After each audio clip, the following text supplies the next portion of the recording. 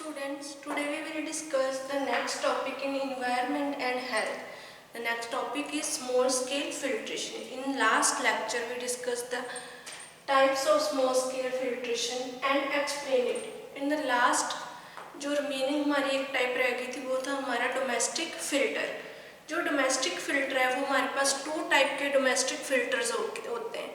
First one is Berkefeld filter, second one is Pasteur's filter.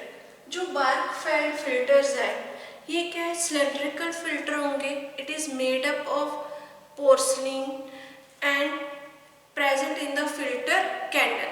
इसमें क्या है, जो फिल्टर्स हैं ये मेनली सिलेंड्रिकल फिल्टर होंगे. इसमें ये पोर्सलिन के बने होते हैं और इसमें फिल्टर कैंडल प्रेजेंट होती है जिसके थ्रू जो उसमें पोर्स साइज है, डिफरेंट टाइप के पोर्स साइज की जो है फिल्टर कैंडल अवेलेबल होती है मार्केट में. जो पोर्स साइज है वो क्या करते हैं, उसमें जो वाटर है उसको फिल्टर करेंगे, इम्प्योरिटीज को क्लीन कर देंगे, जो इम्प्योरिटीज उनको रिमूव करेंगे. अब इसमें जो फिल्टर कैंडल प्रेजेंट होते हैं वही मेन पार्ट है जो बार्कफेल्ड फिल्टर है उसका. उसके थ्रू ही जो कंप्लीट जो हमारे इम्प्योरिटीज हैं वो रिमूव होंगी. सेकंड है हमारी पैस्चर्स फिल्टर. ये भी जो पैस्चर्स फिल्टर्स है ये भी सेम है, पोर्सलिन के मेडअप होते हैं. एंड इसमें जो है ये हम लोग screw on the water tap, इसको हम लोग जो स्क्रू है जो वाटर टैप उसके ऊपर हम लोग इसको फिट कर देते हैं. जो हमारा पोर्सलिन जो कंपोजिशंस है पोर्सलिन जो हमारे पास ये मटेरियल के बने हुए होते हैं इसमें भी जो हमारे पास फिल्टर कैंडल प्रेजेंट होगी. जो फिल्टर कैंडल है वो वाटर को फिल्ट्रेट करती रहेगी जिससे जो हमारा वाटर है वो इम्प्योरिटीज उसमें से वो रिमूव हो जाती है. नेक्स्ट है हमारे पास जो ये था हमारा स्मॉल स्केल फिल्टर जो टॉपिक है वो यहाँ फिनिश हो गया. नेक्स्ट है हमारे पास जो टॉपिक है वो है हार्डनेस ऑफ वाटर. ये इम्पोर्टेंट टॉपिक है पॉइंट ऑफ व्यू, पेपर के पॉइंट ऑफ व्यू से.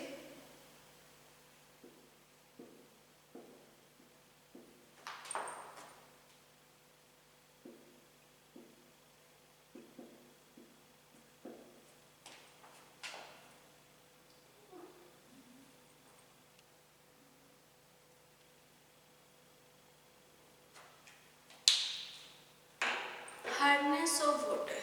Some water produce lather. Lather means foam, झाग बोल देते हैं जिसे हम.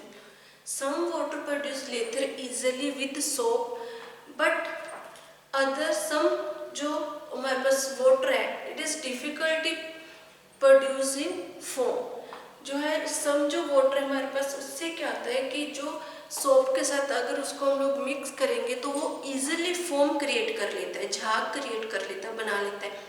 बट ऐसे भी कुछ वाटर्स हैं, सम वाटर्स ऐसे हैं जो जिनको सोप के साथ लेदर प्रोड्यूस करने में फोम प्रोड्यूस करने में डिफिकल्टी होती है. ये जो हमारे पास जो इजीली हमारे पास जो वाटर है वो सोप के साथ जो फोम क्रिएट कर लेते हैं उनको हम लोग बोल देते हैं सॉफ्ट वाटर. सेकंड है जिनको फोम बनाने में डिफिकल्टी होती है उनको हम लोग बोल देते हैं हार्ड वाटर.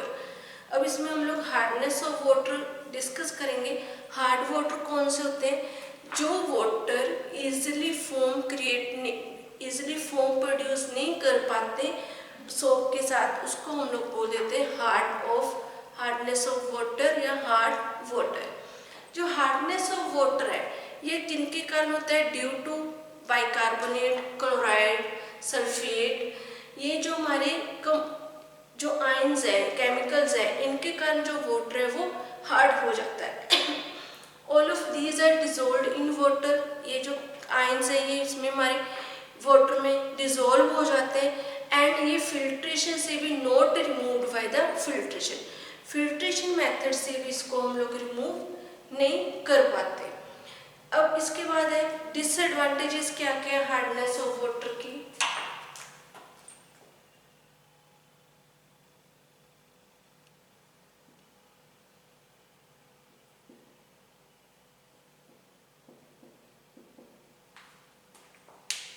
डिसएडवांटेज है फर्स्टली ये फोम क्रिएट नहीं कर पाता सोप के साथ। सेकेंडली ना तो हम लोग जो हार्ड वाटर उसको वॉशिंग के लिए, क्लोथिंग के लिए यूज़ कर सकते हैं, ना ही हम लोग हार्ड वाटर का यूज़ हम लोग जो है कुकिंग में भी नहीं कर सकते। जो इजीली वाटर है इसमें जो हमारे वेजिटेबल्स हैं वो मिक्स नहीं हो पाती। नेक्स्ट जो हार्ड वाटर है उसका हम लोग यूज़ ड्रिंकिंग पर्पस के लिए भी नहीं कर सकते, ये भी इसका एक डिसएडवांटेज है। जो हार्ड वाटर है उसका हम लोग जो है डिसएडवांटेज है कि हम लोग इसको इंडस्ट्रियल एरिया में भी जो है इंडस्ट्रीज है उनमें भी यूज़ नहीं कर पाते। ये थे हमारे disadvantages of hard water. Second है टाइप्स।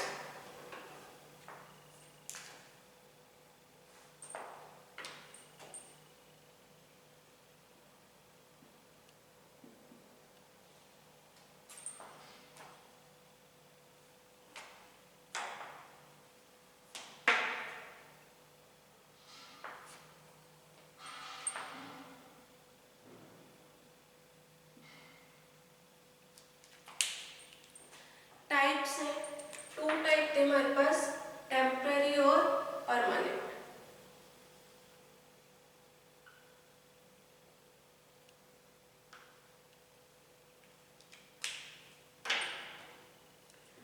टू टाइप के हमारे पास हार्डनेस ऑफ वाटर होते हैं। फर्स्ट वन है टेम्पररी,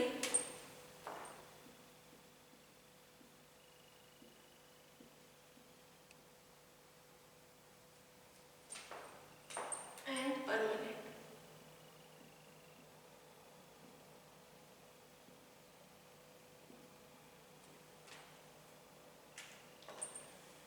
जो टेम्पररी टाइप है हम लोग फर्स्टली डिस्कस करेंगे टेम्पररी हार्डनेस ऑफ वाटर। जो टेम्पररी टाइप है इसमें जो हमारे पास मेनली ये इसमें जो हमारे पास केमिकल्स जो प्रोड्यूस होते हैं वो है इसमें बाइकार्बोनेट, कैल्शियम्स। जो टेम्पररी मेथड है ये हम लोग इसमें बाइकार्बोनेट, कैल्शियम, मैग्नीशियम प्रेजेंट होंगे। इसमें जो टेम्पररी मेथड में हम लोग इनको वॉश जो हमारे आयंस हैं, ये केमिकल्स हैं, इनको हम लोग कैसे रिमूव कर पाएंगे उसके लिए हमारे पास जो मेथड्स हैं, फर्स्ट वन इसमें हम लोग डिस्कस करेंगे, it can be removed by boiling. हम लोग को बॉइलिंग वाटर को बॉयल करके इन इम्प्योरिटीज को रिमूव कर सकते हैं। ऑन बॉइलिंग जब हम लोग इसको बॉयल करेंगे तो क्या होगा, CO2 जो है वो गैस की फॉर्म में एक्सपेल होगी and expel out of water, water में से CO2 गैस की फॉर्म में एक्सपेल होगी। और जो हमारे पास इसमें कैल्शियम है वो क्या, कैल्शियम मैग्नीशियम्स हैं वो प्रेसिपिटेट्स फॉर्म कर लेंगे। जब प्रेसिपिटेट्स फॉर्म कर लेंगे उसके बाद जब वाटर को हम लोग फिल्ट्रेशन बेड में से फिल्ट्रेट करेंगे तो वो प्रेसिपिटेट्स हैं जो वो सेडिमेंटेशन टैंक में नीचे सेटल डाउन हो जाएंगे और जो वाटर है हमारा जो ऊपर जो रिमेनिंग वाटर है वो फिल्ट्रेशन बेड के थ्रू उसमें से पास हो जाएगा। इसकी जो हम लोग रिएक्शंस देख लेते हैं कि कैसे जो रिमूव होगा, उसकी रिएक्शंस क्या है। पहले CaOH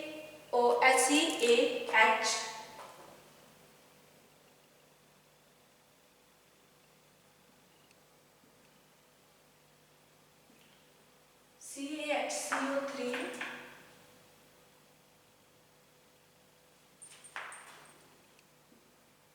बॉइलिंग। जब हम लोग इसको बॉयल करेंगे तो हमारे पास क्या आएगा, CaCO3 प्लस CO2 गैस की फॉर्म में जो है वो हमारे पास एक्सपेल हो जाएगी एंड वाटर।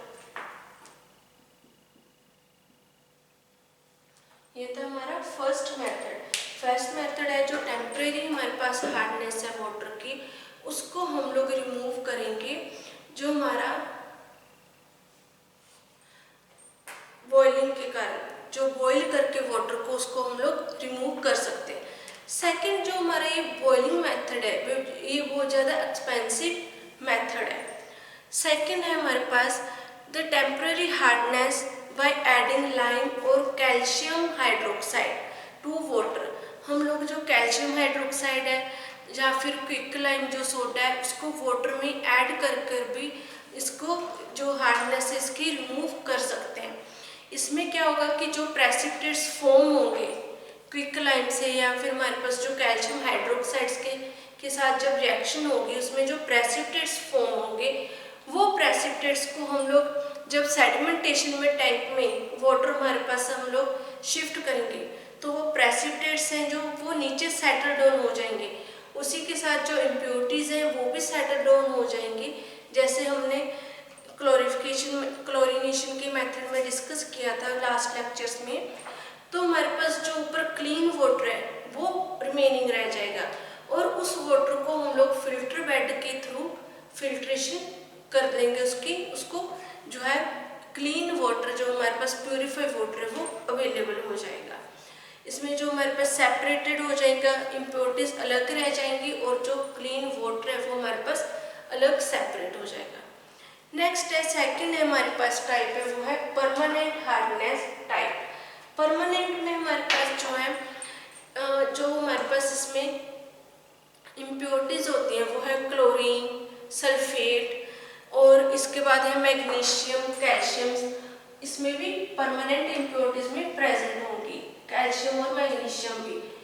मेन इसमें जो हम लोग परमानेंट हार्डनेस है उसको हम लोग बॉइल करके वाटर को रिमूव नहीं कर पाएंगे।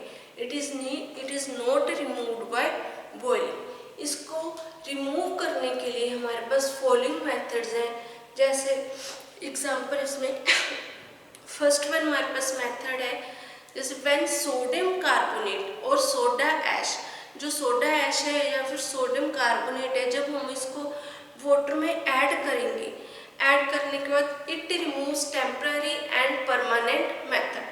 तो हमारा जो टेम्पररी और परमानेंट मेथड से ये जो बॉइलिंग है, जो हार्डनेस है वाटर की, वो रिमूव हो जाएगी। सेकंड है हमारे पास इसमें base exchange process.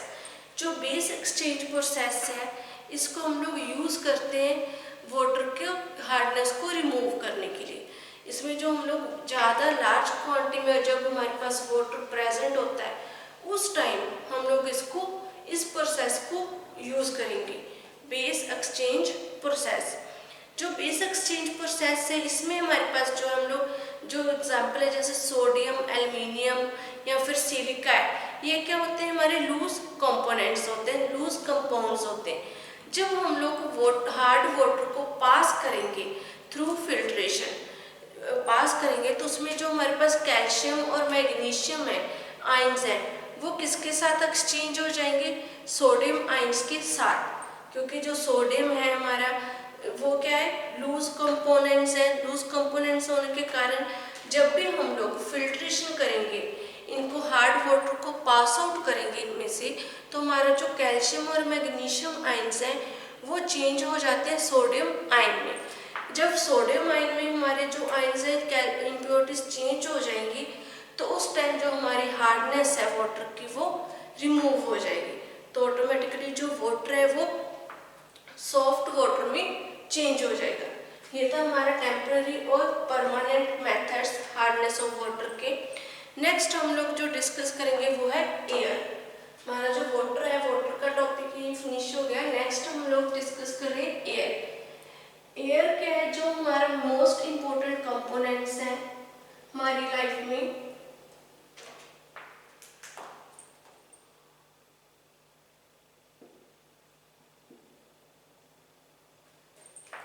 Without air person not lives 3 to 4 minutes।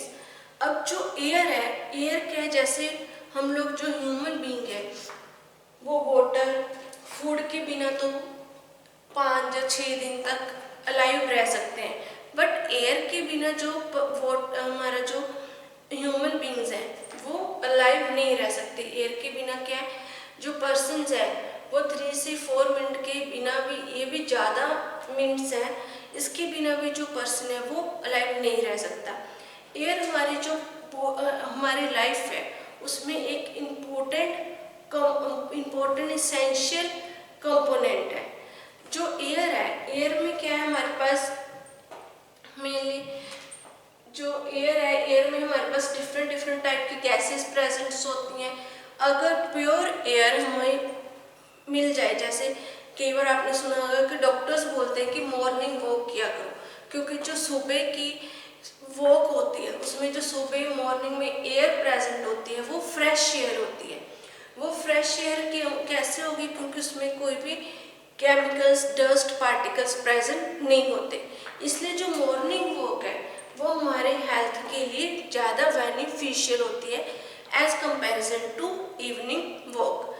अब एयर में हमारे पास है जो प्योर एयर है वो क्या है, हमारे लिए नेसेसरी है हेल्थ के लिए। जैसे जो फ्रेश एयर है वो क्या काम करती है, it act like a tonic की तरह वो काम करेगी। इसमें जो फ्रेश एयर है वो क्या स्टिमुलेट करेगी, हमारा डाइजेशन, हमारा नर्वस सिस्टम, हमारे लंग्स को हेल्दी रखेगी, हमारे जो ब्रीथिंग है, रेस्पिरेटरी सिस्टम्स हैं उसको हेल्दी रखती है। इसलिए जो फ्रेश एयर है वो एज अ टॉनिक की तरह हमारी बॉडी में वर्क करेगी। नेक्स्ट है हमारा इसमें कंपोजिशन ऑफ एयर। जैसे आपने लास्ट क्लासेस में जो है +1 +2 10th में भी डिस्कस किया होगा, इसके बारे में स्टडी किया होगा। उसमें कंपोजिशंस जो एयर है वो क्या क्या है।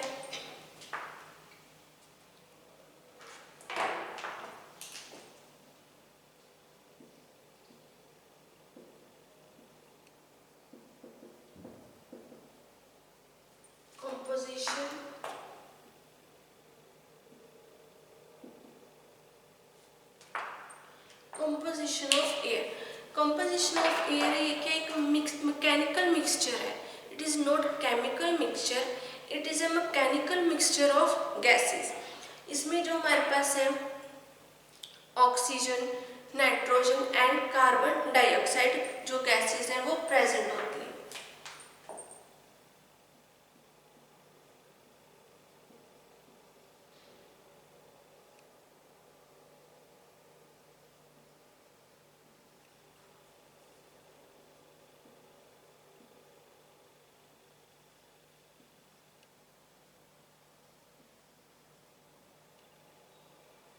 ऑक्सीजन, कार्बन डाइऑक्साइड एंड जो नाइट्रोजन गैसेस है वो प्रेजेंट होगी। इसकी हम लोग जो अमाउंट है, जो ऑक्सीजन है वो हमारे पास जो एयर में प्रेजेंट होगी वो है 20.95%। और जो कार्बन डाइऑक्साइड है वो है 0.03204%। एंड जो नाइट्रोजन है वो हमारे पास प्रेजेंट होती है 79.00%।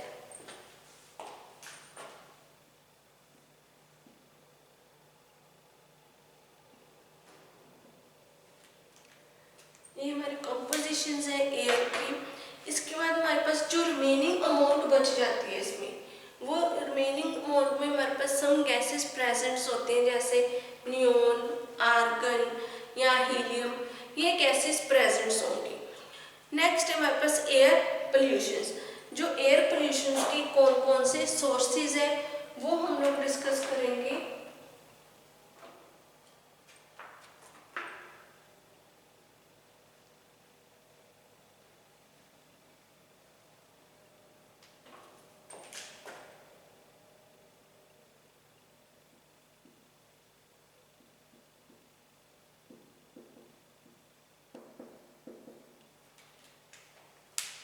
जो एयर पोल्यूशन के सोर्सेज है जैसे प्रोसेस ऑफ रेस्पिरेशन। अगर एक ही रूम में बहुत ज़्यादा क्राउड हो, पर्सन्स प्रेजेंट होंगे, तो वहाँ पर जो है वो कार्बन डाइऑक्साइड की जो अमाउंट है वो ज़्यादा हो जाएगी, कार्बन डाइऑक्साइड गैस ज़्यादा होगी, उससे क्या है एयर पोल्यूटेड होगी। सेकंड है हमारा बर्निंग ऑफ कोल। जब भी कोल है जहाँ ऑयल ऑफ एग्रीकल्चर्स हैं उनको हम लोग बर्न करते हैं या उनको हम लोग प्रिपेयर करते हैं, तो उस टाइम में जो है वो जो एयर है वो पोल्यूटेड होती है। नेक्स्ट हमारे पास है इंडस्ट्रीज में, जैसे आप लोगों को पता है कि इंडस्ट्री में इसमें बहुत सारे केमिकल्स होते हैं, बहुत ज़्यादा जो है फ्यूम्स निकलती हैं वहाँ से। वो क्या करते हैं, जो केमिकल्स हैं वो एयर में जाकर एयर को पोल्यूटेड करेंगी। उसमें जो है एयर में पोल्यूटेड होंगे, उसके कारण जो पेशेंट्स हैं, ह्यूमन बींग्स हैं, उनकी जो हेल्थ है उस पर इफेक्ट पड़ेगा। नेक्स्ट है डिकम्पोजिशन ऑफ डेड बॉडीज या decomposition of animals, foods, fruits, ये भी हमारे जो है एयर को पोल्यूटेड करेंगे। अगर हम लोग जैसे जो वेस्ट फ्रूट है या फिर फूड है जो खराब हो चुका होता है, डिकम्पोजिशन हो चुकी होती है जिसकी, अगर उसको हम लोग ऐसे फेंक देते हैं तो वो क्या है, खराब होकर उसमें क्या है, जो एयर में जो गंदी जो बैड स्मेल चली जाती है जिससे जो एयर पोल्यूटेड हो जाती है। उसके बाद हमारे पास है इसमें नेचुरल सोर्सेज, जैसे नेचुरल सोर्सेज जो पोल्यूट करते हैं एयर को, पोल्यूशन क्रिएट करते हैं, वो है डस्ट, बैक्टीरिया, पोलन्स, फंजाई, ये हमारे नेचुरल सोर्सेज हैं जिससे जो एयर है वो पोल्यूटेड होगी। अगर डस्ट ज़्यादा होगी, जैसे हम लोग अभी ये जो जब पराली जला देते हैं उस टाइम क्या है, ज़्यादा पोल्यूशन हो जाता है।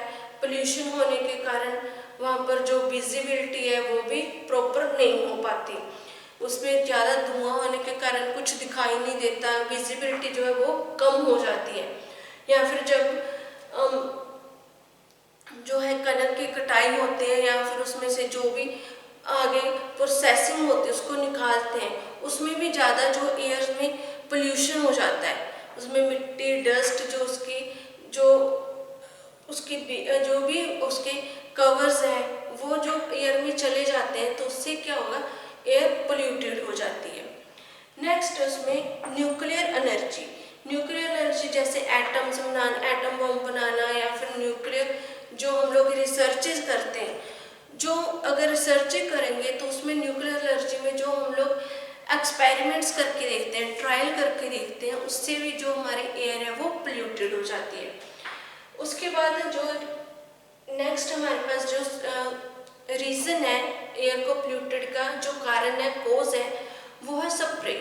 इंसेक्टिसाइड्स, पेस्टिसाइड्स के ऊपर जब हम लोग स्प्रे करते हैं, वो स्प्रे क्या है, जब एयर है, एयर में गैस जो है एयर में जाकर मिक्स हो जाती है, उससे भी जो हमारी एयर है वो कंटेमिनेटेड हो जाएगी। नेक्स्ट इसमें इफेक्ट ऑफ ह्यूमन हेल्थ। अब जो एयर पोल्यूशन हो रहा है उसका ह्यूमन हेल्थ के ऊपर क्या इफेक्ट होगा। फर्स्ट है इसमें जो मॉर्बिडिटी और मोर्टेलिटी रेट है वो क्या इंक्रीज हो जाएगी, उसमें ज़्यादा इंक्रीज हो जाती है। अफेक्ट जो है रेस्पिरेशन के, हमारे रेस्पिरेटरी फंक्शन है उसके ऊपर इफेक्ट पड़ेगा।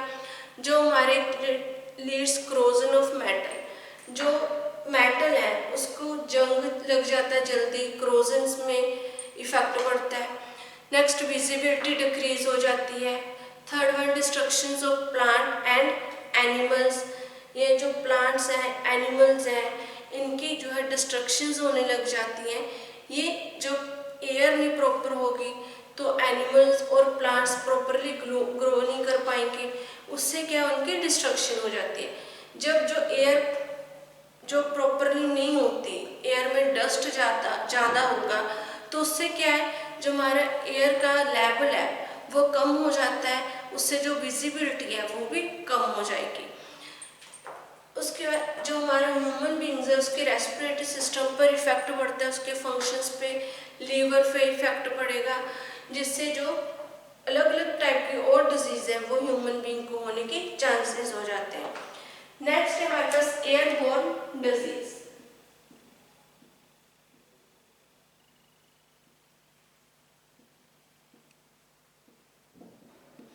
एयरबोर्न डिजीज में हमारे पास एग्जांपल्स हैं, जो एयर है रेस्पिरेटरी सिस्टम को जैसे इफेक्ट करते हैं उसके फंक्शंस को, तो उससे हमारे पास जो एयर से रिलेटेड जो डिजीज होती है वो ट्यूबरकुलोसिस है। फर्स्ट वन है हमारे पास जो ट्यूबरकुलोसिस होगी पेशेंट्स को। नेक्स्ट है अस्थमा की प्रॉब्लम्स हो सकती हैं पेशेंट्स को। उसके बाद जो अलग अलग टाइप की जो एलर्जीज है वो ह्यूमन बींग को हो सकती हैं उससे। उसके बाद जो हमारे पास डिजीज है जो एयर से रिलेटेड है, कोल्ड, कॉमन कोल्ड, whooping कफ, इनकी भी एलर्जी हो सकती है पेशेंट्स को। उसके बाद है प्रिवेंशन एंड कंट्रोल। हम लोग एयर पोल्यूशन को कैसे प्रिवेंट और कंट्रोल कंट्रोल कर सकते हैं। फर्स्ट वन, जो ह्यूमन बीइंग है उसको एजुकेटेड करके कि हेल्थ के लिए जो एयर है उसका कितना इम्पोर्टेंस है।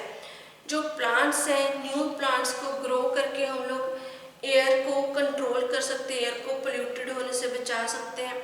नेक्स्ट, जो हमारे पास ट्रांसपोर्टेटर्स हैं, जो हमारे पास ये जो व्हीकल्स हैं, इनको कम यूज़ करके हम लोग इसको एयर को कम पोल्यूटेड कर सकते हैं। जो इंडस्ट्रीज़ हैं उनको एग्जैक्ट जो है उनमें से जो लिविंग एरियाज हैं वहाँ से अलग सेपरेट एरिया में बनाकर उसमें से जो केमिकली ज़्यादा इंडस्ट्रीज जो एयर को पोल्यूटेड करती हैं उनको कंट्रोल करके वहाँ पे पोल्यूशंस को हम लोग एयर को प्रिवेंट कर सकते हैं।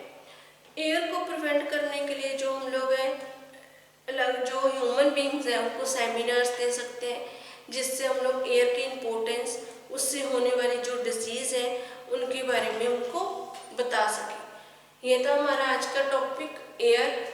ये टॉपिक यहीं पर फिनिश हो जाता है। नेक्स्ट लेक्चर में हम लोग जो है नेक्स्ट टॉपिक डिस्कस करेंगे नॉइज़। ये लेक्चर हमारे यहीं फिनिश हो जाता है। Thank you.